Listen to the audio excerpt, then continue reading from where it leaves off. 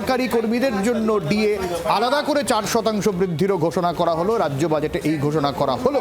এই জায়গায় দাঁড়িয়ে এইবারে অঙ্কটা কষার বিষয় যে তাহলে মোট কত শতাংশ ডিএ রাজ্য সরকার পাবেন, কারণ সুপ্রিম কোর্টের যে ঘোষণা মার্চের মধ্যে যে 25% বকেয়া, তার যে বিপুল টাকা, তার সাথে এই 4% কিভাবে অ্যাড হবে, এই গোটা বিষয়টা নিয়ে এখন অঙ্ক কষাকষি নিশ্চয়ই চলবে যে কিভাবে গোটা বিষয়টা হবে।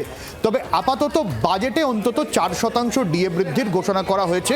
এটা নিয়ে শ্রেয়সী রয়েছে আমাদের সঙ্গে, শ্রেয়সীর কাছ থেকে জানবো। শ্রেয়সী, দেখো একেবারে যেটা আমি বলছিলাম যে সমাজের প্রত্যেকটা কিন্তু স্তরকে ছুঁয়ে কিন্তু কার্যত এই বাজেট দেখা যাচ্ছে, যেখানে দেখা যাচ্ছে যে লক্ষ্মীর ভান্ডারের ক্ষেত্রে 5 টাকা করে বাড়ানো হচ্ছে, ডি এর ক্ষেত্রে সেক্ষেত্রে দেখা যাচ্ছে যে সেক্ষেত্রে ডি এর ক্ষেত্রে 4% দেওয়া হচ্ছে, এবং যারা এক্ষেত্রে হেলথ ট্রিটমেন্টের ক্ষেত্রে যারা পেনশনার রয়েছেন তাদের ক্ষেত্রেও কিন্তু একটা বেনিফিট দেওয়া হয়েছে। এর পাশাপাশি তোমাকে জানিয়ে রাখি যে এক্ষেত্রে যারা আশা কর্মী রয়েছেন, যারা আইসিডিএস কর্মী রয়েছেন, যারা সিভিক ভলেন্টিয়ার রয়েছে, তাদের ক্ষেত্রে কিন্তু সেক্ষেত্রে দেখা যাচ্ছে তাদের ভাতা বৃদ্ধি করা হচ্ছে। যারা লেবার রয়েছেন তাদের ক্ষেত্রে দেখা যাচ্ছে যে এখানে তাদের ক্ষেত্রে কিন্তু একটা নির্দিষ্টভাবে বছরে 4,000 টাকা করে দেওয়ার একটা ঘোষণা করা হচ্ছে, 2 লক্ষে দেওয়া হবে। এর পাশাপাশি যেরকমটা বলছিলাম যে বাংলার যুবসাথী অর্থাৎ ইউথ অর্থাৎ 21 থেকে 40 বছর তাদের জন্য কিন্তু একটা মাসিক ভাতা 1,500 টাকা করে একটা মাসিক ভাতার সেক্ষেত্রে ব্যবস্থা করা হচ্ছে।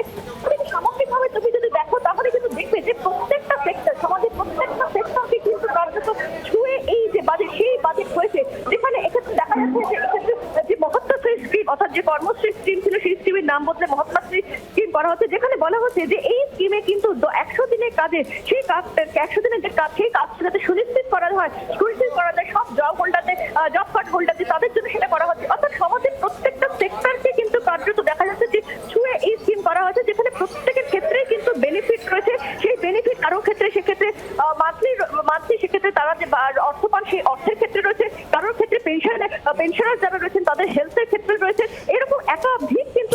একটু সঙ্গে থাকো, ভাস্কর ঘোষ রয়েছেন আমাদের সঙ্গে, যৌথ সংগ্রামী আহ্বায়ক মঞ্চের। আমি ভাস্কর বাবুর কাছে একটু যাবো। ভাস্কর বাবু, এই যে অতিরিক্ত যে 4% ডিএর আরো ঘোষণা করা হলো বাজেটে, প্লাস সকালবেলা তো সুপ্রিম কোর্টের ওই ভার্ডিক্ট তো রয়েছে, এই নিয়ে আপনার কি মত?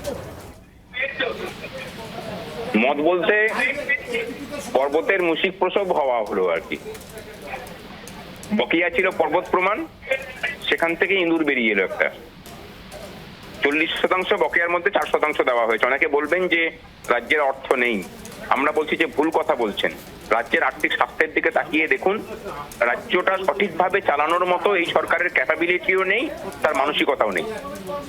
এবং এখন কিন্তু মানে ডিএটা মানে সরকারের ইচ্ছাধীন বা দয়ার উপরে নির্ভরশীল নয়। সুপ্রিম কোর্টের রাজ্যের রায়ের পরে এটা অধিকারের মধ্যে পড়েছে, এবং এই অধিকারটাকে না দিয়েই রাজ্যে এই শ্রমটাকে সস্তা করা হয়েছে। এর বিরুদ্ধে আমরা লড়াই চালাচ্ছি।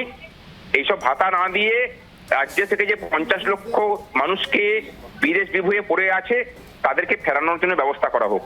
আমরা কোনো কিছু ভাতার বিরোধী নই, কিন্তু তার সাথে সাথে আমাদের যা অধিকার সেটাকে পূর্ণভাবে মিটিয়ে দেওয়ার দাবি রাখছি আমরা। অনেক ধন্যবাদ ভাস্কর বাবু।